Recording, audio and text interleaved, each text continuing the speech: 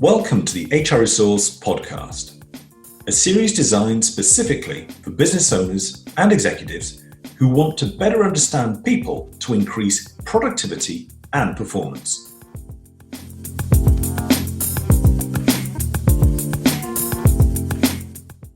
In this podcast, we're going to meet Guy Kilty. Guy is somebody who is a voice we're probably very familiar with, and a name we're familiar with from BBC broadcasts. Radio 5 Live as a regular presenter of Wake Up to Money, and also from Radio 4 programmes Moneybox and several other shows. He is a very experienced broadcaster, interviewer, and runs his own podcast business. So what on earth was I thinking getting him on my show? Well, actually, you learn one or two things. And if we're not prepared to put ourselves out there and be challenged, we'll never learn. And this is one where you'll understand I learned a lesson. So tune in, download, listen to this conversation with Guy Kilty, highly entertaining, top man, and somebody that I will certainly be keeping in my contacts book. Guy Kilty, welcome to the HReSource podcast. Delighted to have you on board.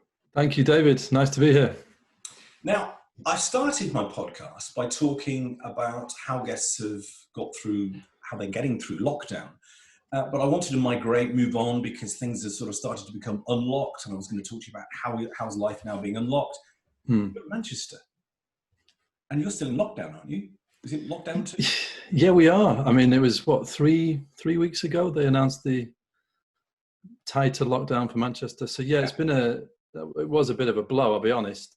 Because things felt like not getting back to normal, but things felt like they were getting better. Slowly getting into it, yeah. Yeah, and I'd met with a couple of friends in the pub, which was nice. We'd sat outside, and I'd been able to meet my parents a bit more, and with my children, so that was great for them. But yeah, this has kind of derailed quite a lot of that. So yeah, it's a shame, but obviously, this is the way things have to be, and this is the way things are going to be for a while, aren't they? I think we're going to see more of this, as these out, the infection rate goes up in different areas. I think we're going to see more in this over the next, well, who knows how long. But unfortunately, you're one of these guys who's been able to work through the lockdown period anyway because of technology, because of the nature of the work that you do. I mean, I do feel very lucky. Yeah, I mean, as a freelancer at the BBC, that's part of the work that I do, as well as running the podcast production company. That's what I've done for the last 9 years or so. That work was able to carry on from home, which is working for the BBC, for Radio 5 Live, doing that all from home, even broadcasting from this very room. So amazing what you can do with technology, and obviously with all the podcast stuff. We had to change with the existing podcast that I was producing, or am producing. We had to, especially the ones that are regularly being, with Price of Football, let's say it's twice a week, we had to come up with solutions quite quickly about how we're going to record that remotely. But fortunately, there are, great and inexpensive technical solutions out there which allowed us that. So all the podcasts are very, I feel very lucky in a sector where I can do everything really from a laptop at home. You broke up ever so slightly there, Guy, but I think it might be the connection working well. Let's move this. Oh, okay. But we'll be okay. Well, I'll work around that. Just looking at your career and the type of work that you've in the broadcasting career, how did young Master Kilty decide that life behind a mic was your future? Well, young Master Kilty did not decide that at all. Young Master Kilty finished university and didn't really know what he wanted to do. I think I'd always had an ambition to go into journalism. And after university, I did economics at university. And after that, I wrote off to a few of the national newspapers to see if I could get something, through one of them. But nothing came of it at all. And I tried with a couple of the local papers in Manchester as well. And nothing came of it. It was, it was just hard to get in those days, I think. And whatever, I didn't obviously impress them enough with my cover letter. So nothing came. But what I really wanted to do at that stage, well, I had ambitions to be a musician as well, but I never thought I'd make enough money. We're going to come on to that. Yeah. And part of me thinks, well, maybe I should have done that, but I didn't. And, what I really wanted to do was move to London and spend some time down there because I don't know why, I just thought it'd be good. But at the time... The bright lights. Yeah, exactly. And at the time, so this was the late 90s when it was all kicking off with the development of the internet and e-commerce and, that whole industry was exploding. And big IT companies were taking on literally thousands of graduates with no IT experience. And my dad worked in IT, and he said, well, you could do a lot worse than, get a job with one of these big companies, learn some great skills in IT and see where it goes. So I did. I got a job, got on a graduate training scheme with one of the big sort of software development companies. Ended up working there for about a year in London. And then I moved to a small company, which was then, it was about 60 people then, called AKQA, which was, they'd built the websites for Sainsbury's, BMW. This was when tiny agencies were building the websites for huge companies. And I ended up, after a year of experience, I was in charge of a team of 6 developers. And we were looking after Sainsbury's website, Carlsberg's website. We were doing stuff for Nike. It was an amazing time. And, the average age of the company was about 24. So you can imagine in London, working for a company of like 60, 70 people, working all hours. It was really good fun. Brilliant. Couldn't do it now, but it was great. It was great then.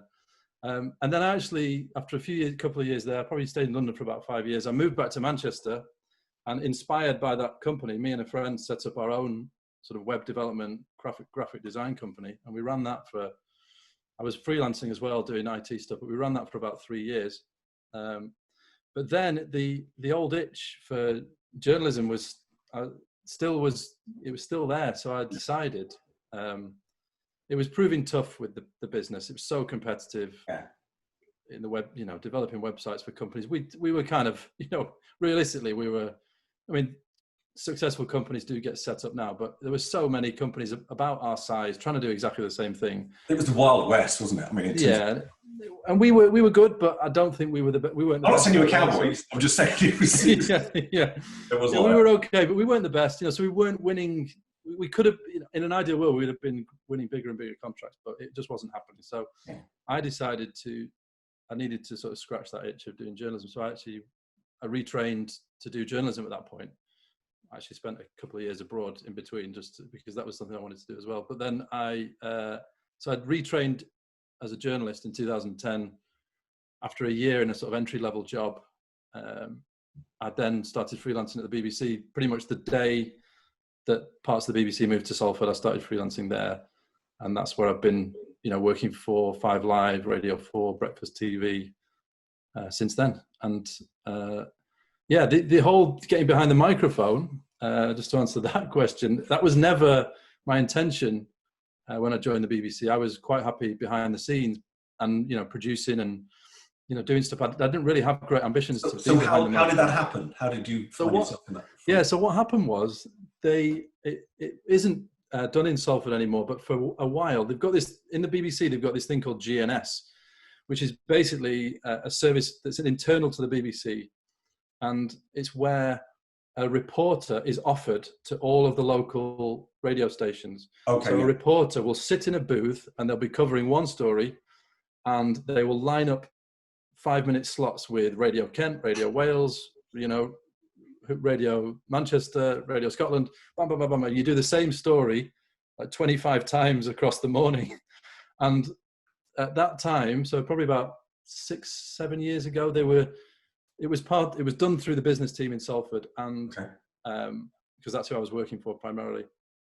And the manager at the time was keen to give people a go to see if they enjoyed it. And so, because it's kind of a much, it's still, on BBC radio, but it's a much less pressure environment than going straight onto 5 Live. It's a dip into it. Yeah, and it's quite a kind environment, local radio. Nobody, apart from a couple of presenters, would try and catch you out. But most of them, they just want a friendly chat. That's what local radio is.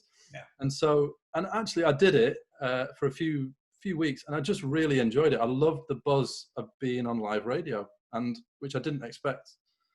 And from that point, I was still doing producing, and I was still working behind the scenes, editing Wake Up to Money and doing all sorts of stuff. But I gradually pushed to do more and more on air stuff, and tried to get on more on air. And actually, I started getting more and more. And then I ended up, because I started as a freelancer, then I was on contract for a little while, for a bit, but then as an employee, but I decided to go back to being freelance, partly because I could pick and choose. It's all shift based. And so you end up doing, if you're an employee, you are effectively plugging holes in the rota a lot of the time in terms of the shift. So you can end up doing, loads of night shifts on the trot or loads of late shifts on the trot. And as a freelancer, you could pick and choose a bit more. But also I realized that they were using, for the on-air stuff, they were using freelancers. When the person who was employed to be the on-air reporter was on holiday, they would bring in a freelancer to do it. So I thought, well, I could be that freelancer. And that proved to be the case. So I just got more and more of the on-air work. And so over the last sort of 4 or 5 years, so I'd say, 5 years, I ended up then presenting Wake Up to Money a lot, doing a lot of the daytime presenting on 5 Live. And I ended up doing Up All Night, which was great. Presented Up All Night a few times, the main news program, which, as you'd imagine, is 1 a.m. till 5 a.m. So it's not for the faint-hearted, but, really, it was great. Wake up to Money, Guy. That's what, 5:15 in the morning. That's 5 o'clock now. It was 5:50 when I did it, but yeah, it's 5 till 6 now. So that's when I first came across your dulcet tones. Yes, yeah. I loved presenting Wake Up to Money, but I don't ever want to get up at 3 o'clock in the morning for work again. I'm quite happy to say that. I can't say I blame you. It's great, once you get in there and you're on air and you're ready to go. It's a great buzz being on live radio, and part of the thing is you don't know what's going to happen, and then afterwards you do Wake Up to Money. Then you're sort of talking to whoever's presenting breakfast, who's normally a fairly heavyweight presenter, and you got to be on your toes when you're talking to them, or you're interviewing the Treasury Secretary, or you could be doing anything on 5 Live Breakfast as well. So it was great to do, but I'm really, really proud that I did it. But I can live without that. It really does. It messes with you. Doing it all the time. I am 3 o'clock. I'm definitely not a morning person, but I can work at it, and I have achieved it. But my hat goes off to you for doing that for years, because that's a grind. But before we get into the main topic of the conversation and your podcast experience and what you can provide for people who want to get into podcasts, your knowledge and experience as a broadcaster, there's another side hustle with Guy Kilty, isn't there? There's another thing. It's more than a side hustle, actually, thinking about it. Well, tell us a little bit about your music interests. Well, I've always, from the age of about 14, I started playing the guitar, but then very quickly moved to the bass. And then me and a few friends, we always used to play together, just messing about, really, when we were sort of doing GCSEs, A-levels. Yeah. But then I just carried it on. So it's always been a hobby, really, but at various times it's turned into a bit more than a hobby, but then it's gone back to being a hobby again, which has been great. I really love the experiences that I've had. So basically, we were just messing about at school and stuff, but then I carried on playing all the way through, just by myself. I was in bands and stuff during my 20s, and we had varying levels of success and varying gigs, but we never really released anything. And, we just used to do the odd gig here and there with a couple of different bands. But then when I was actually when I went abroad for a couple of years, I spent part of that time in Australia, and one of my friends who I used to mess about with when we were at school lived in Sydney. And while I was there in Sydney as well, we said, we should just, start jamming and just mess about a bit. And anyway, that then quickly, we found a guitarist, we found a singer, that quickly morphed into us doing several gigs in Sydney. We had a record released by a Italian label, which, still is one of the best things that ever happened. Is I've got several copies actually, but I've got my vinyl album downstairs, which I still pop on occasionally. Play it to my son. He's not that bothered, but yeah, so that's great. We did that, and then we ended up doing a little tour of sort of east coast of Australia. And then actually, just before that, I'd been playing with another band just before I went away, traveling or, working abroad. and ended up sort of depping for a band on bass because I knew the drummer from an old band I was in London, and we played at the Jazz Cafe in London, and we did like a university tour of England and Scotland. So that was, and then in the last couple of years, I sort of reformed a band with another friend from school, who we used to play together, and then that sort of morphed into, we had a single and a couple of songs released. So what sort of music is this guy? What sort of genre would you say it's? Well, all the stuff that we've had, I've been in bands where it's been released or done sort of fairly serious gigs has been funk and soul. So that style of music. But we tend to play mainly original stuff. I mean, the band when we had our album released was all original stuff, but we tend to throw in a couple of little covers in there because it's the crowd always like something that they know. And often the last gig we did was we did 3 45-minute sets. Now that is a lot of music. Wow. So we played a lot of covers in that one, but because we probably only had about 40 minutes of our own material. So yeah, so you have to learn a lot of covers quite quickly. But fortunately with funk and soul, it's it's not complicated. It's all about nailing the groove basically. And we could do that a lot of the time. So yeah, it's been great, and I'm still playing music now. So I put it all on hold because I've got a 4-year-old and a 1-year-old, and I somehow managed to keep it going. So you're forming your own band right now? Yeah, exactly. Yeah, I somehow managed to keep it going for a bit after the first after my son was born. He's 4 now, but I knew when my daughter was coming along that I would not have time to do it. So I put it all on hold for. But the last 18 months basically, but I've just started talking to the band again about playing. So who knows? In the future we might well play again, but we're not going to be playing anywhere anytime soon anyway. Meeting up anytime soon.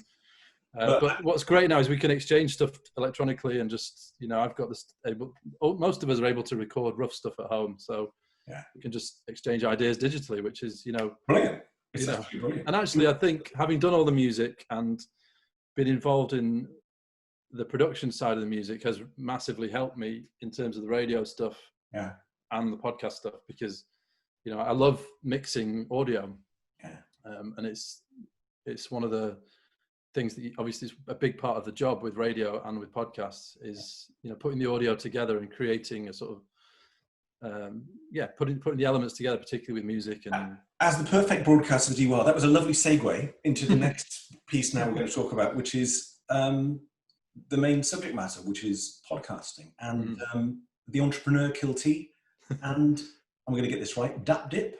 Yeah, Dap Dip. As someone who grew up in Gloucester, apologies to anybody from Gloucester, that translates to Dap Dip means actually being thrown in the deep end in your PE kit.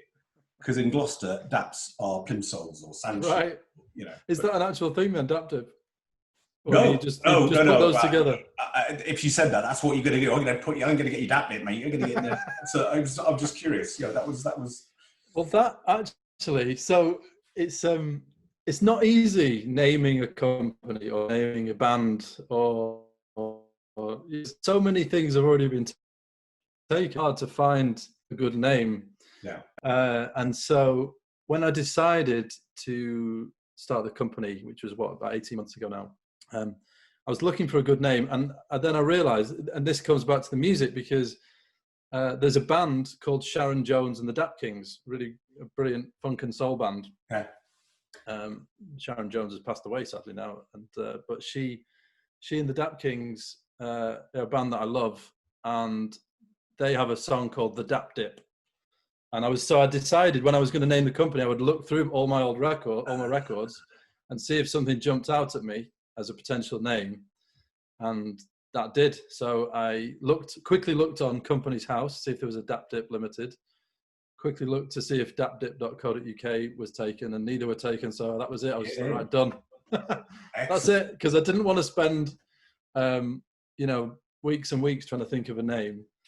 And I thought it'd be nice to have a little nod to the music. Yeah. And I think it works. So I'm really pleased with it. I'm really pleased. I think it's nice. Short, although everybody, even people that I've been working with for a while, call it Dip Dap. Yeah, So, that's why I'm so careful. But I think I'm yeah, going to you did well actually. Thank you. You I'm going to obviously have to done your I'm going to have research. to Spotify that one. When we Yeah, finish this, I'm going to be listening to look it Sharon up. Jones. The Dap Dip by Sharon Jones and the Dap Kings. I'm going to be giving that a go. Yeah. So, just very briefly, while we're in this sort of early stage, could you just let everyone know about DapDip in terms of how, if they're listening now and they're thinking, well, okay, I'm going to listen to the rest of the podcast, but how can I get in hold of Guy? How can I speak to him because I'm going to start a podcast, or I've got a podcast and need some help with it? What would they do? Well, the best thing to do is the website is, as I mentioned, dapdip.co.uk. If you want to get in touch, my email is just guy@dapdip.co.uk. They are the best. That's the best way to get hold of me. I am constantly on that. So yeah, guy@dapdip.co.uk.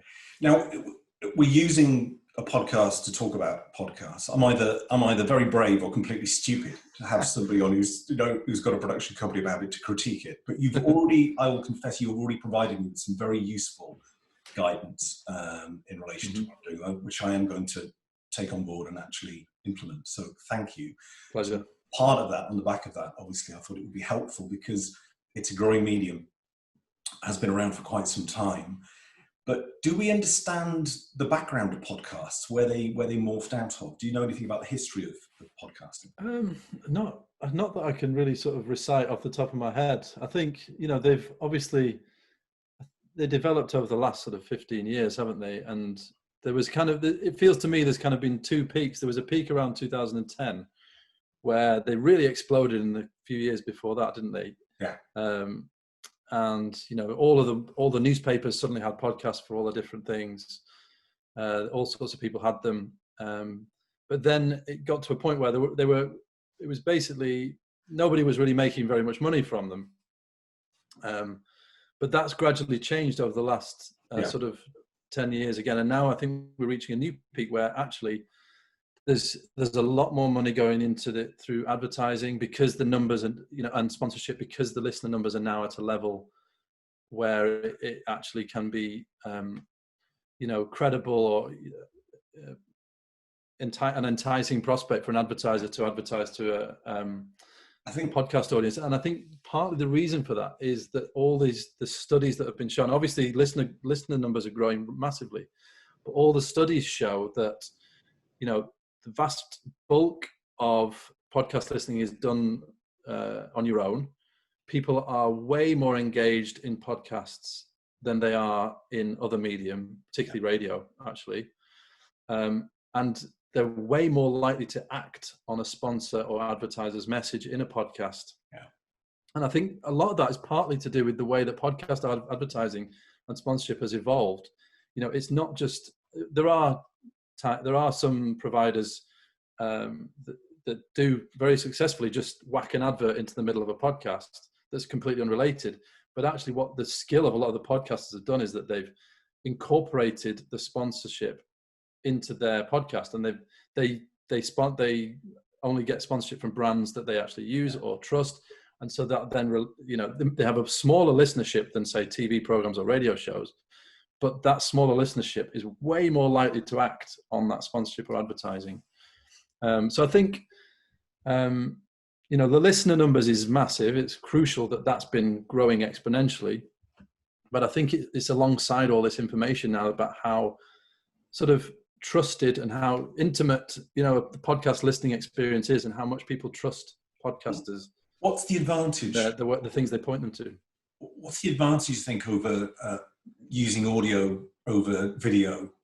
Because I mean, there's a lot of talk, marketing heads talking about the fact that video is the future. Content with video is obviously everywhere, and obviously you can see the uprise of things like TikTok about how that might use. But it's a different medium, isn't it? So yeah.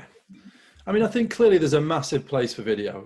It's all done. I think that's the way to think of it. Everything's done alongside each other. It's not choosing one or the other. But a company's thinking about trying to get information or content, if you like, to use that word, out there. They should be thinking about all the different ways. And I, as a company, I'm thinking about how to put video content onto LinkedIn, because actually, a lot of the people that I've found that I'm now working with, for example, a video editor. I found him and started using him because he had a video of himself on LinkedIn. And I thought, well, he seems like a nice guy. He seems, I could work with him. So, you know, it's all done alongside. But I think the thing about podcasts is, you know, like the radio, but actually different to the radio in the sense that you can listen to a podcast while you're doing something else. So obviously driving is a big one, but also commuting, you know, and doing the dishes. But the great thing as well about podcasts is that you can stop and pick them up. So I regularly listen to podcast episodes over several days, sometimes even several weeks, you know, and I'll have a few on the go.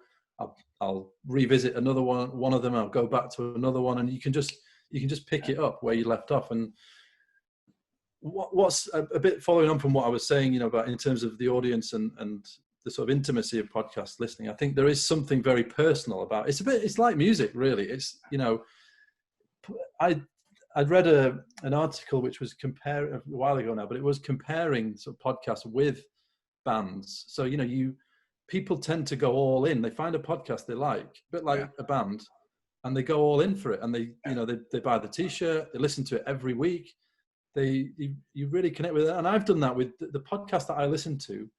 Tend to be the ones that I really listen to. I don't just dip in and out of random ones. I tend to really focus in on one and then stick with it, or, you know, maybe drift away from it for a bit, but I'll come back to it. So I think it's really the great thing about audio as well. Just finally, sorry, it's great in terms of connecting with people. That's the thing. You know, it's a very sort of immersive experience, but also the best thing about it, and the reason why I think particularly the interview podcast, but also the storytelling podcast, is they can be really long. You know, you can have an hour and a half interview and people will listen to it, because it's what happens. And this is part of the reason why I love podcasts so much. And I think it's almost a bit of a, you know, backlash against what I've been doing over the last few years, because with 5 Live, great as 5 Live is, most of the time you're speaking to someone for 3-4 minutes. You are scratching the surface of something.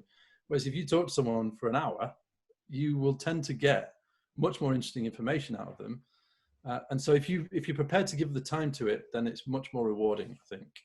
So there's all sorts of reasons why it's great, but I think connecting with people is the number one. People really, really connect with podcasts in a way that they don't as much. Well, they really connect with it. Whether they do more than other mediums, I don't know, but it's a way to really connect with people and really offer them value and really create a community, which is, you know, what you can really do with some of these.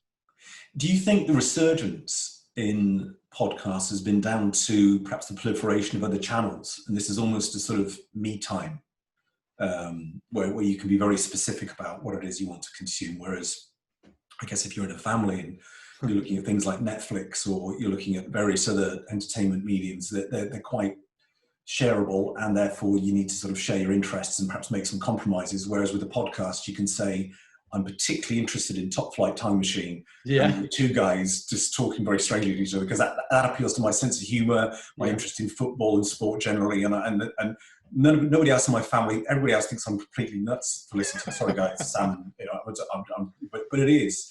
Yeah, it's that type of niche. Well, actually, I like that, and I say niche. That's a successful podcast. I think you're right. I think it's a very personal thing. You know, it's in a way. TV is more of a shared experience a lot of the time, isn't it? Whereas, you know, I think it is a very, very personal thing. And I think, you know, for me, I just listen to podcasts. I mean, my podcast listening, funnily enough, I've had to force myself to listen to a lot more over the last few months, because mine has plummeted at the start of lockdown, because I do the vast majority of mine when I'm on the train or the tram. Yeah. So, you know, my listening really dropped. But that's just when I'm on my own. Yeah. Generally. Yeah. And so, I think you're right. I think it is a very personal thing. And I think whether that's been behind the growth recently, I'm not sure, but I just, it is a very personal thing. And I think people, they find and identify with stuff quite quickly, and then they stick with it, which is great. Yeah, I mean, talking about the way that fans get behind it and how it seems to develop. The guys at Top Flight Time Machine now have got mugs, they've got T-shirts, they've monetized it, and brilliant. You know, it's Atletico Mints is another one that Rob Morton writes. You know, I think it's the humor. I listen to the business ones as well, and get some great insights there. But those two stick out for me because of how different they are in comparison to the family's choices of what they would listen to. What they'd be interested in. One of my daughters is particularly interested in true crime investigations, and that seems to be that doesn't interest me at all. But that's huge. No. Yeah, it's a massive area now, isn't it? True crime, and yeah, everyone's jumping in on that. That's bandwagon. Just thinking about something else that struck me in relation to podcasts and those people and the thinking about generating a podcast. I also run through HReSource an app development business, and I've actually turned down probably more projects than I've taken on board because of the simple conversation that goes beyond the I want to do this. It's what's its purpose? How's it going to be developed? And who's going to download it? Or in a podcast case, who's going to listen to it? Is there an audience for it? And is it going to work for you? Do you see those vanity projects come through when with your clients? Or do you think that everybody has got the right to have a podcast and there will be an audience for it? Yeah, well, I think it's a really interesting question, that. And I think I don't, it's not about listener numbers is one important point. It depends what is the purpose for your podcast. It's a bit like my music as well. Like I have made lots of music over the years. Most of it will never see the light of day, but I still have enjoyed making it. And very few people, some people have listened to some of it, but a lot of it has never been listened to, but doesn't make it any less valuable. So I think it totally depends on why you're making it. And actually for a lot of the corporate ones, it may be seen as vanity projects, but actually if it generates one new client, it's worth it, because often a lot of the times with some companies, one client can be worth tens, hundreds of thousands of pounds. So if it just generates one lead, it can be worth it. So I think it totally depends on what the purpose is. If you want to have a smash hit podcast that generates, thousands of pounds in advertising revenue, that's very different from having a, corporate podcast that could be put out to people in an industry and it might lead to one or two inquiries in the future. It all depends on the purpose. Yeah. And then beyond that, as you say, it's all about audience. That's the number one, the start of every conversation I have with any client is, who is your audience? Who are you trying to talk to? Because once you define that, everything flows from there. The name, the presenter, the style, the music, the content, until you establish who you're trying to talk to. And you're fumbling around in the dark, because actually that everything should be focused on that. I read a really, really great quote. I can't remember who's, I'll have to look it up afterwards, or maybe look it up. Anyone can look it up. There's an article that was written, I think it was earlier this year, but it was basically, how do I build an audience for my podcast is the wrong question.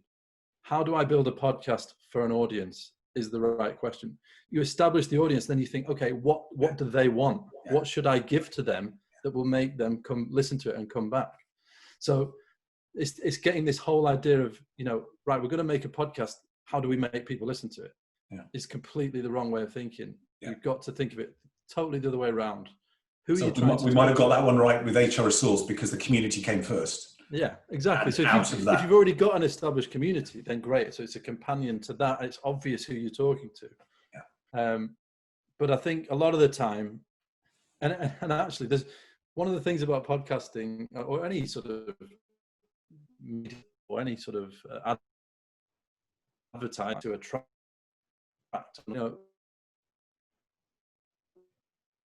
so near a microphone. That's the people. So I think people fall into the trap of thinking. Guy, 1 second. Could you just repeat that, because you broke up completely there? So I'm just going to make a note of the time we're at. Sure. If you could just recall what you were just saying. What was I saying then? 10 seconds. I can't remember. Talking about signs, mics and sound, and then people tend to fall into the trap of thinking, they're trying to cast it with the right people, or they're trying to come up with the topics or start recording before they've established, who is the audience, what's the name of the podcast.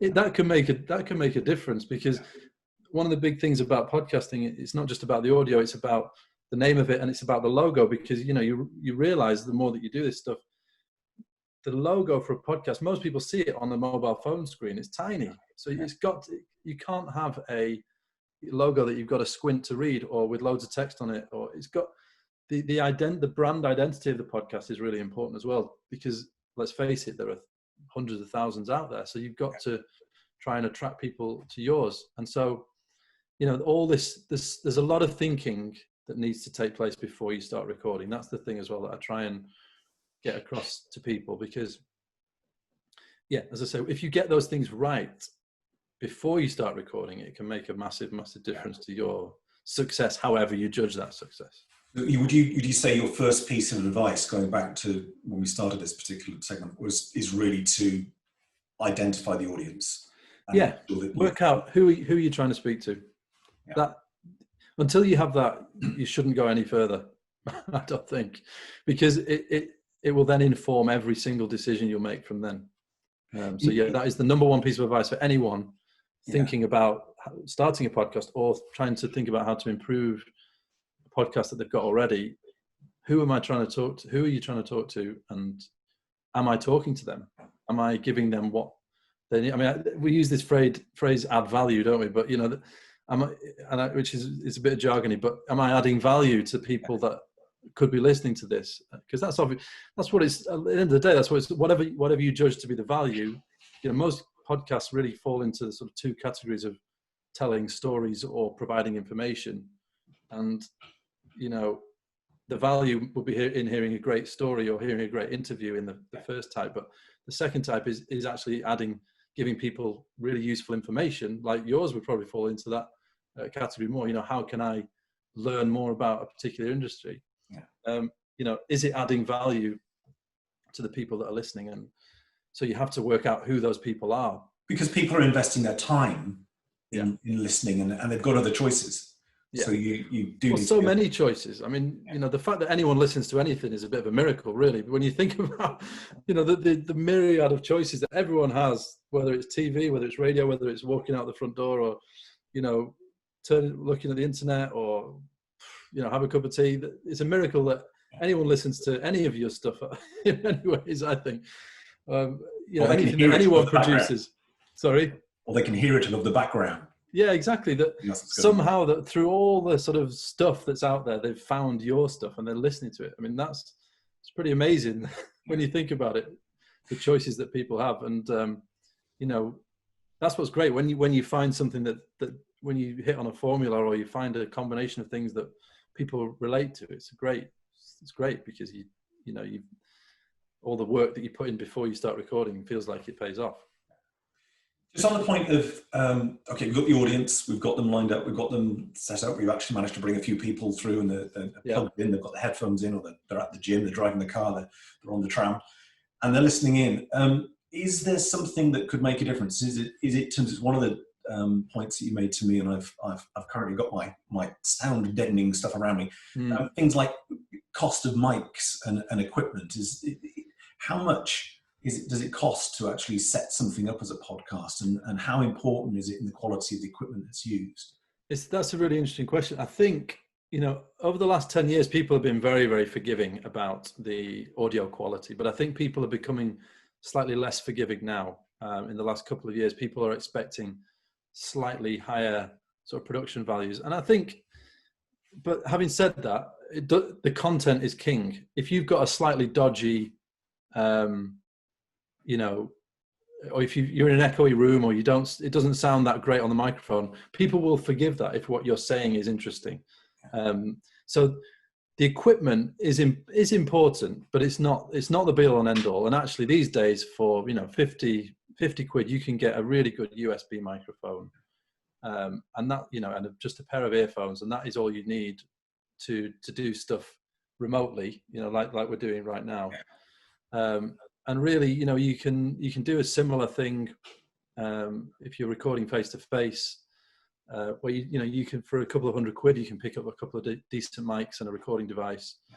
So yeah, I mean, it's good. I would say it's good to have the best recording equipment you can afford. Yeah. But there is no need to spend thousands of pounds on this stuff. Yeah. And actually, the kit, you don't want it to sound shocking. You know, you don't want it to be all over the place, and you need to little things like keeping the audio pretty, you know, it's constant, nice and level. Level, yeah, you know, that kind of thing, and not distorting. People really don't like that if you're too close to the mic. Yeah. So that's a big thing to watch out for. People will turn off quite quickly if you're distorting a lot. But, you know, just as an example, the price of football, we've had a couple of times where, especially in the early days of recording remotely, we'd set it up with really good mics, and it was, you know, we'd have one episode that sounded great. The next episode, we'd realize halfway through, or, you know, afterwards, that someone's mic had been a bit off, or they sounded really echoey. But actually, the listener numbers weren't affected at all. Nobody cared. Nobody mentioned it. So you have to sort of put that, you know, Guy Kilty broadcasting producer to one side, the perfectionist side, to say, okay, it's good to go. We're gonna have it's fine. Yeah. But, you know, because at the end of the day, the content is king. And yes, it's good to, if you've got a spare 100 quid lying around, buy yourself a new mic. It's not gonna reduce the quality of your podcast. But it's not the be all and end all. It's much more, you know, it's funny. I've just been listening. The latest podcast I've been listening to is, I really love the 90s film Heat. Yeah. And it's funny. It's like, it's one of those, this is a classic example of podcasting and how it can be successful. There's a podcast which was made a few years ago now. It's called, I think it's only about 3 years, but it's called 1 Heat Minute. And in every there's, you know, Heat's like 2.5 hours long, and they take it minute by minute, and they play. It's just two guys. Well, the first few episodes is just two guys, but I think it's the main guy. Then he has different people on different episodes, and in the end, I think they interview Michael Mann, the director, and they interview, you know, after in episode like 230, they interview Michael Mann. But, you know, so they play that they say hello. They play the first minute of audio of Heat. Now, obviously, a lot of time in films, there's no speaking. It's just the, you know, the soundtrack, or there's a sound the traffic. Yeah, and then they play the first minute, then they talk about it for 20 minutes. And in the first few episodes, the sound quality is not great. You know, they're obviously using pretty basic kit, but I'm listening to it perfectly happily because it's great. It's just funny. It's the premise of it just shouldn't work, but it's great. And someone who loves that film, it's just two guys talking about that film. Yeah. And the quality of the audio, there's probably a point at which I would switch off if it was peak, if they were, you know, breaking up, or if it was, you know, the levels were all over the place. I might think, but it's fine. You know, it's not great audio quality, but it's totally fine to listen to on a pair of earphones. And so I'm listening quite happily. And I'm sure the quality increased by episode 200, but it doesn't matter. I think the main thing is your concept, you know, and what you're talking about. And ultimately as well, just a final point, you know, one of the things that we often talk about on radio, and one of the first things you learn is what you want to book for radio are good talkers, people who can talk, people who are relaxed. They can talk about any topic. They're funny. They've got a good turn of phrase. Ultimately, that's what it's about as well. It's good talkers. Just wondering why I've got you on now. Yeah, if you get good talkers, that makes good radio. And they would always say, you know, I remember this vividly from my early days at the BBC. You know, you would have two potential guests on a story, and the question for the editor would be, who's the better talker? And that's what they want. They want the better talker, even if they don't know as much about the story. If you've got two guests, one sounds boring, knows everything, one knows enough but sounds really great on air, you're going to choose that one because they're a good talker. So that's, you know, there's lots of elements that go into these, but ultimately it's about good talkers, good content, and actually the audio quality is much lower down the list than you'd think. So I think the mistake I made going back a few years now, I did a very sad marketing related topic podcast. It was a monologue, and because somebody said, "Oh, David, you've got an interesting voice. You've got a nice voice. I bet you'd sound good on a podcast," which was all the little ego needed to say, "Oh yeah, I'll go and do that. Let's do it." It was, I wouldn't say it was terrible, but let's just say I'm quite happy to bin that and sort of move on to a different way of doing things. And I find the interaction engagement with guests, especially when they're as good a talker as your good self, then it's great fun. And actually, I'm learning an awful lot from the people that are being kind enough to come along and join me. Yeah. That, there's a lot of entertainment, like you playing in your band and getting some enjoyment out of that, and broadcasting and doing your podcasts. It's to me, it doesn't seem like hard work. There's preparation that goes into it, and there's a little bit of anxiety about, is this going to work? Are we going to get this right? Is there going to be a technical failing? Is the Zoom connection going to drop out on us? But pull all that to one side. Ultimately, what you're doing is you're producing a communication medium. Yeah. And if you said about one customer buys you, if one other person listens to this and likes it, well, I'm happy. Yeah. And Exactly. I'm hoping one or two more might do. But for me, I think having a guest makes all the difference. And I know there are people like Seth Godin who can talk in their monotone style, and people hang on his every word. Seth, I'm not. So I think if you sort of play to your strengths, or play to what you've got, would you agree? Absolutely, yeah, absolutely. Play to your strengths. I mean, I find it very hard to listen to. Well, not always, as you say. Some podcasts work when it's just one voice, but I actually switch off very quickly mentally. If it's just one voice, I need to hear that interaction, and that's why primarily, I listen to interview podcasts. And outside the BBC, my first, similar to you, my first foray into podcasting was I set up a podcast. I did 40 episodes of it where I interviewed people.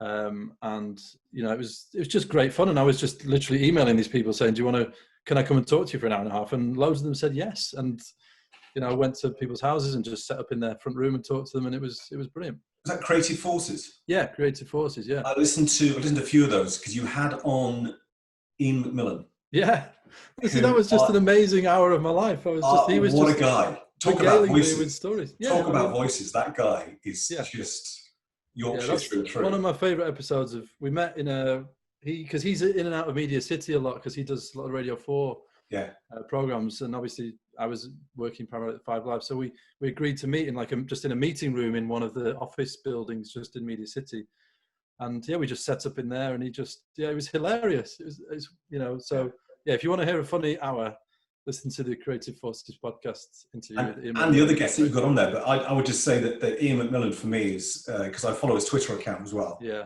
I think he references it in the podcast about if people, I think you might say, follow, you need to follow Ian on Twitter. Yeah, I do. Because he's a brilliant example of how to use Twitter really well, because he just, he obviously posts poems on there, but he's just very, very, very gentle, very clever, very nice use of social media. He's a joy to follow, So he brightens up the day, and he always goes for a really early walk in the morning, and usually tweets a picture or tweets a message about his early morning walk, which is kind of nice. Yeah, that's brilliant.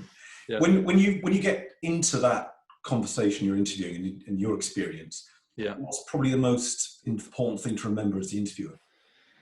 Well, this is something that I learned in radio, and it's something that's actually really hard.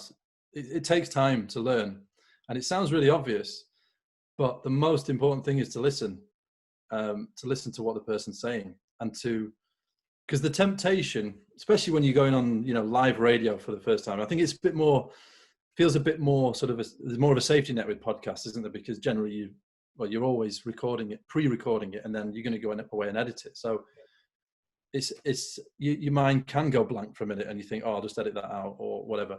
But live radio, you're like, what I don't want to do, your fear when you start is clamming up and not having when your mind goes completely blank, you just don't want that. So you have your list of questions. Yeah, you have your list of questions, and you think, I'm going to ask them these questions. These are the questions I want to ask. But actually, what you then don't do is you don't listen to what they're saying. You're waiting for them to stop speaking and ask your next question. Yeah. And you often, the best interviewers, the best interviews are just where, and this is what evolved into was when I did the Creative Forces podcast interviews, where it was sometimes an hour and a half or so, maybe even longer, but generally they were between an hour and a half. I would literally just have like 4 bullet points of things that I wanted to cover. Yeah. And they would just be a word, like school or novel or, and it would just be triggers, just so in case a particular avenue sort of dried up, you would then move on to something else. But basically my whole philosophy with it was to ask the first question, listen to the answer, and then think of a second question off the bat, follow up on what they've said, because actually that's what gives you the best interviews by a mile, is if you listen to what people say and follow up on what they've said. Because the risk, I guess, is otherwise it's more like an interrogation. Yeah, and actually it's a bit like what I was saying about, the difference between podcasting and 5Live is you're always scratching the surface. Well, most of the time you're scratching the surface with short radio interviews, and it serves a very good purpose. It's part of a news program, and that's fine. But one of the great things about podcasts is you can really go deep with people and find out stuff that they, the golden bit is the gold in podcasts is when people say things they've never said before. And the only way to get that, I think, is to not think of questions in advance, but to follow up on what they've said and ask them more about what they've said.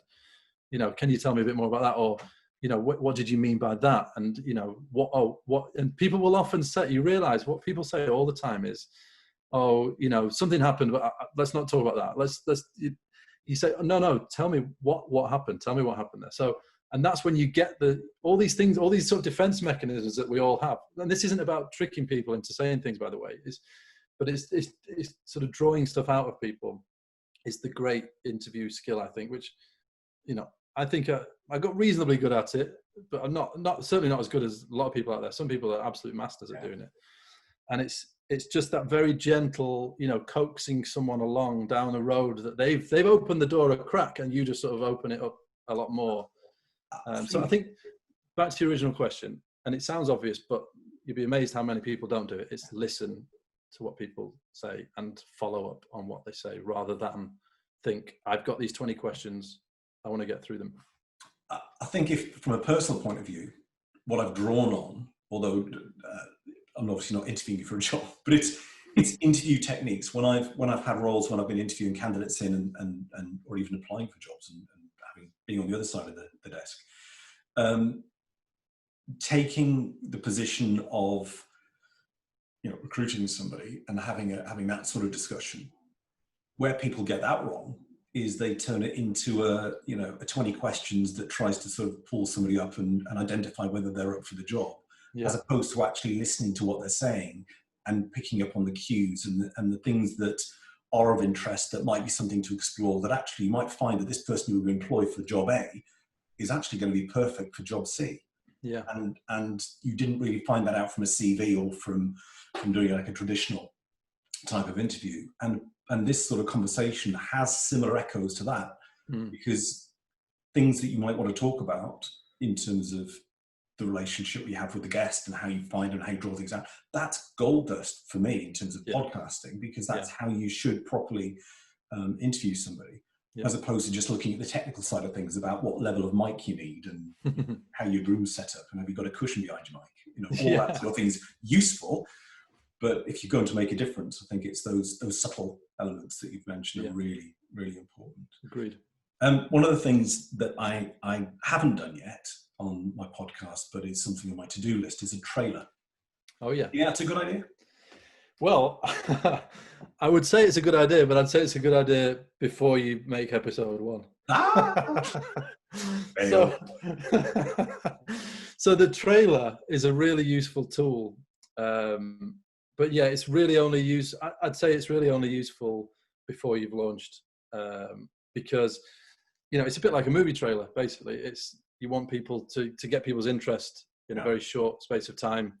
And one of the things, actually, without getting too technical, but all the podcasts that I work on or I've worked with, you always do a trailer first, because the main reason is that actually the whole process, as I'm sure you found out putting your podcast onto all the different platforms, is it can take different lengths of time to actually get your podcast up onto Apple Podcasts, up onto Spotify, up onto or Acast, whatever else.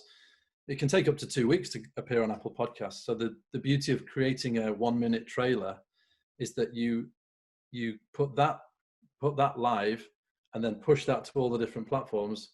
And then it doesn't matter then how long it takes for that to go up. You wait until your trailer's up on all the different platforms. Then you start publicizing the trailer and saying, have a listen to this. This podcast is coming soon. Then you start pushing your episodes up, because then once they're established, on all the different platforms. They appear instantly at the same time on all the different platforms. But that initial stage of getting your first episode on all the different platforms can take up to 2 weeks. So that's the beauty of having the trailer. Yeah. But it's also a really good promotional tool. You know, if you've got a new podcast, you do the trailer, you push that on social media, you know, say, look, new podcast coming out, this is what to expect. And you encourage people to subscribe before episode 1, so that in theory, you've got a bunch of subscribers who will listen to episode 1. Right. But yeah, so I wouldn't bother now. You wouldn't? Probably not. The idea that I had was twofold, really. One is I wanted to show there was some substance behind the podcast. Which obviously, it's probably wrong thinking now in the way that you're talking about it. But the second thing was to use extracts from maybe the first half dozen, 8 maybe podcasts, little clips that would then showcase what the podcast is about. So if anybody just listened to the trailer, they might then want to listen to the other podcasts. Yeah, I mean, you could do. There's no doubt about it. You could, if you think you could create a really sort of exciting minute or 2 minutes that people might think, right, I want to join, listen into the rest. But I guess all I would say was, when you find a new podcast, do you go back and listen to the trailer first, or do you just dive straight into an episode and see if you like it? I think I tend to, unless it's a new podcast, I wouldn't really listen to the trailer. Right. I don't. Well, it's just personal rather than being any scientific, study behind that. But I don't know. I think the trailer is really used more when you're launching, rather than once you've got it set up. Having said that, you could actually do a trailer which you then use for social media. So you say, look, use it as rather than it being, because a trailer, but the name suggests you're trailing ahead to something. So you could use it more. You could create like a minute of almost like a show reel. Like this is the best of it. Here's a flavor of the podcast. Yeah. Here's a minute, and you could easily put that then onto all the different social media channels. So that could be a good way of promoting the podcast. But I think a lot of people would just tend to dive in. If you've got a lot of episodes, they'll just read the blurb, and then if they like the sound of it, they'll have a listen. Okay. Well, I hope people have learned from my mistake. They can now go early with their trailers. And I think we might repurpose something and put it in there as a sort of edited highlights of previous podcasts. So moving on from that, and the best way to sort of, once you've created your podcast, what would you say is the best way to promote it? I think don't say trailer. Yeah. Social media clearly is the best way to promote, on a limited budget. It's like anything with these things, it depends how big your promotional budget is. If you've got loads of money to spend on promotion, then, advertise it in as many places as you can. But, and I think, Facebook advertising can be really good, and Twitter, because any advertising via social media you can really, a bit like we were saying about finding your audience, you can really target any advertising at a very specific group of people, so if you've got some money floating around. But failing that, it's really about just pushing it on social media, because it's amazing that at the end of the day, we can publish podcasts pretty much for free. We can advertise it pretty much for free. Just using social media in a sort of smarter way as you can is the best way. And I think there's some great tools out there. Like, for example, there's a website called Headliner, which allows you to very easily create 1-minute subtitled video clips. Yeah. So there's all sorts of, if you're trying to promote a particular episode, or let's say you've created your highlights reel, you could very easily create a 1-minute clip, which you could then push on Twitter, LinkedIn, Facebook, whatever. And at the end of the day, all the statistics show that if you've got some video content, people are way more likely to click on it than if it's just text or if it's just audio. So I definitely recommend that, short video clips with subtitles. And you don't have to have the video content. It can just be, the podcast logo, and Headliner will give you the waveform along the bottom. And you easily put the subtitles in, and in half an hour you can have a really good little video that you can put up on social media. That's really good advice. Really good. Yeah, I so mean, there are some they're great amazing ways. apps, aren't there, to video editing apps now that Yeah, you can yeah, access. yeah. And all you need to do, obviously, for those, all you need is the little chunk of audio Yeah. and the image, and you can do it on the website. You can create your video with the subtitles quite easily. So yeah, definitely do that. Good stuff. And on this is a tricky one for me because I've made all preparations for this, and I've got work into the background when the podcast has been produced. What's your view on the use of transcripts and sharing the notes, the show notes, if you like? Okay. Well, I don't actually do any transcription for any of the podcast episodes that I'm involved in.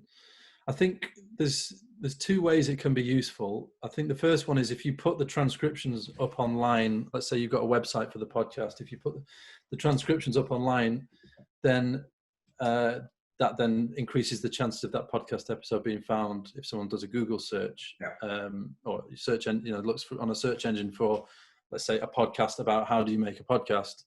If you have a transcription of this interview, people might be more likely to find it if that transcription exists on your website. But also, I think, it is also useful. I'm actually potentially going to be doing transcripts of a podcast in the future, because what we're looking at doing is putting a subtitled version on YouTube of the whole episode. And there is a way that there's a formatting of a transcript that you can get, which you can just push to YouTube. It has the timestamps, and it then will automatically subtitle your video. So I think they're the two big uses for it. So yeah, for search engine optimization, enabling people to find your episodes more easily, but also if you're transcribing the whole episode for YouTube, I think and having subtitles on YouTube, I think it can be really useful to do that. But I think generally, if you're just doing a podcast and you're pushing it out there, I don't see a huge value in that, spending all that time and effort transcribing, when actually you could just be spending more time improving the podcast. I think it has benefits, but it depends if you want those benefits or not. One of the podcasts I've listened to for years is the Social Media Examiner podcast. One of the things that I picked up within their show notes is really the links. So when you've got an expert talking on a particular field, and it might be Facebook advertising, they may well have a series of points that they've raised, and they will have the links to those points they've made or further information. And I think that in itself can be quite helpful. So it's almost a sort of an addendum. It's supporting information to that conversation. I think having really good show notes is a good idea, particularly for this type of podcast. When you're interviewing someone, if it's one interview in the episode, then having loads of information about that person in your show notes can be really good, and links, because obviously then people will often be looking for a podcast about the interviewee, so it again makes it more likely that someone will find your podcast if they're looking for information about that person or about that industry. So yeah, I think it's definitely putting detailed show notes. It's not always essential. I think, especially like you look at something like the price of football, where it's football finance news stories twice a week. You don't need, I don't think, to have massive show notes for that, because it's a news program. It's just what's in it. People are ready to consume what you're about to say to them. They'll take it on board. Then that's it. You give them a little flavour, but you don't need massive hours and hours of notes on it. But if you are interviewing a person, or about a particular topic that you want to really delve into, show notes definitely, and as you find the people that know more about them, because them as well, isn't it? Yeah. That's the game we're playing, isn't it? A lot of the time with radio, with podcasts, it's about people, people making content, but it's also the people who are involved in it getting their message out as well. So, it benefits everybody to do that. Tremendous. Just as a little break there, Guy, we had a little, I think we got the essence of everything you were saying. Right. I think you repeated the piece at the end that I might have missed, so I think we'll be okay. Okay. I'll put another mental marker down. This has been brilliant. We're coming right to the end now. So okay. Sorry. One question I've got for you, which I'm sure listeners want to hear about as well, is your take on what makes a successful podcast. And of course, that's a $64,000 question. there are so many different variations of what a podcast can be. Yeah. But in essence, what would you say makes a successful podcast? Well, I think it does come back to what we were saying earlier. You have to work out it depends what your measure of success is. I think it's really important to differentiate that, because often people think, yeah, let's make a podcast, let's get thousands of listeners. But, that might not, if that's your aim, you need to do something that no one else is doing. And you need to probably spend a bit of money advertising it. If you're going to end up with thousands of listeners, generally, I think you probably have to go because there are so many out there now. Yeah. It depends on your measure of success. But I think in terms of what makes a good podcast, what will make, whatever your measure of success is, what will make something engaging or not is, as we've talked about, it's defining your audience. I'm saying it again, but it's so important to define your audience and to have good talkers. Really, if you think about it, it probably comes down to that. Yeah. And obviously, you want to make sure your technicals are to a decent enough standard. And obviously, you don't libel anyone, or you don't infringe anyone's copyright or anything like that. All those things. You've got to make sure you don't upset anyone in terms of whether they might ask for some money from you. But I think if you the most important things are work out who you're talking to, and then get good talkers to talk to them. So taking some time to research, not only understanding the audience, but also understanding then the types of people who are the thought leaders or the experts that might add value. Use come back to add value to the audience and bring them back for more. I mean that's it. And undertaking research to the extent of really understanding that individual is going to speak to your audience. I think and I think the other thing I would say is don't be afraid to have a niche. Don't be afraid to go really niche, because I think, think about the price of football as a good example. It's football finance. It is broad in the sense that, football is obviously very, very popular as an understatement, and people are interested in business news, but actually football finance is quite a niche sort of area.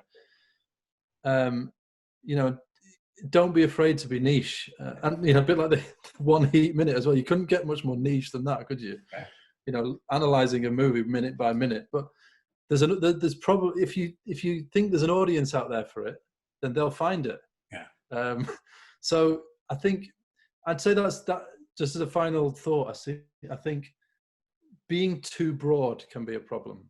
Yeah. You need to, and that comes down to finding your audience, focusing on your audience as well, doesn't it? It's having a really narrow, a really clear focus on what you're talking about and who you're talking to. That's what it's all about. Cool. And just thinking now about the format itself, we've touched on it slightly in terms of the sheer proliferation of podcasts. Yeah. What mileage do you think there is in the podcast medium, and have we still got some way to go? I think we've got miles and miles to go, because I think again, it's a bit like music. You keep coming back to that, but you think, have we reached peak music? No. There's always going to be new bands. There's always going to be new singers, new technology. There's always going to be new music. Always. Yeah. We're never going to stop producing music. It's this, and I think have we reached peak TV? No. Arguably, TV is more popular than ever. How many? When you think about the fact that the most popular show on Netflix is Friends, I think, isn't it? So even though they're spending all these billions on new shows, it's still like some shows will carry on forever. Yeah. But there will always be an appetite for new stuff. And I think the podcast sort of medium has been growing fast. It's all down to mobile phones at the end of the day, isn't it? The podcast world exists in the world of the mobile phone because people listen to it on the move. People can easily download or stream something when they're on the move, or they're in the car, or they can easily flick it on. So it's been early. Radio's been around for a long time, obviously, but and podcast is a similar world, but it's different. It's radio, it's audio on demand, isn't it? So I think we are still a very early stage, really, in terms of, it's still a long way to go in terms of regular listeners, the fact that the number of regular listeners in the UK is growing, still growing, you know, at a very, very fast rate shows that.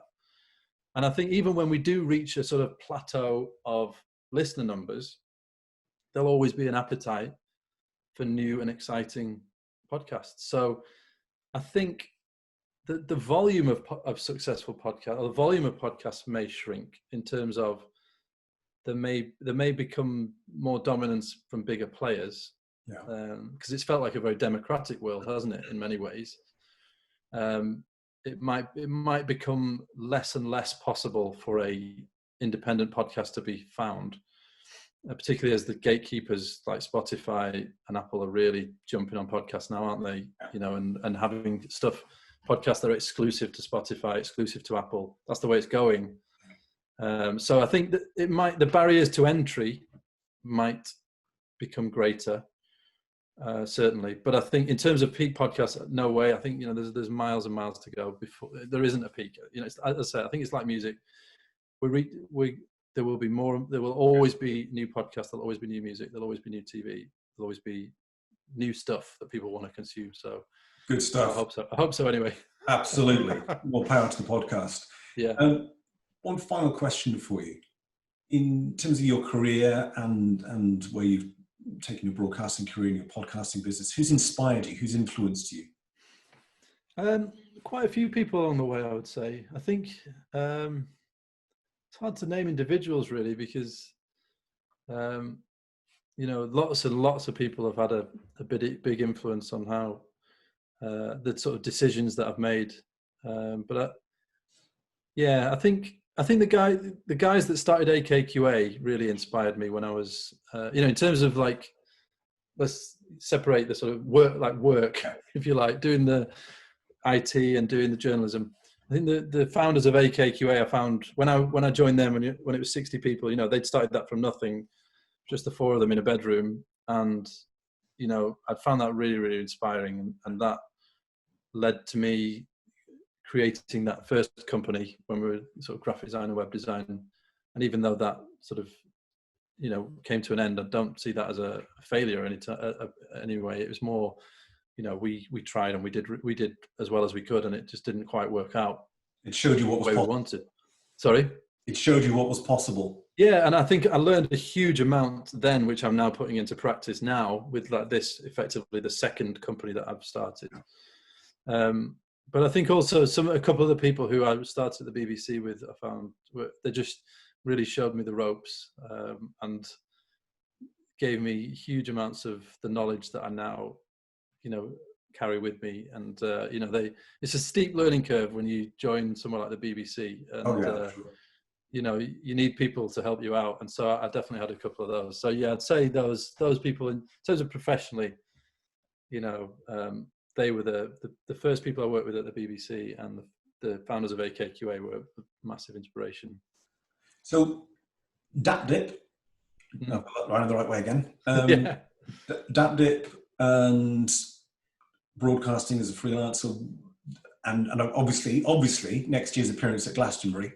What are the projects has Guy got coming up? Oh, trying to raise 2 children is that's a fairly major project. Oh, that's a project. Yeah, that's my main project. I'll be honest. You know, that's a massive thing, as you know.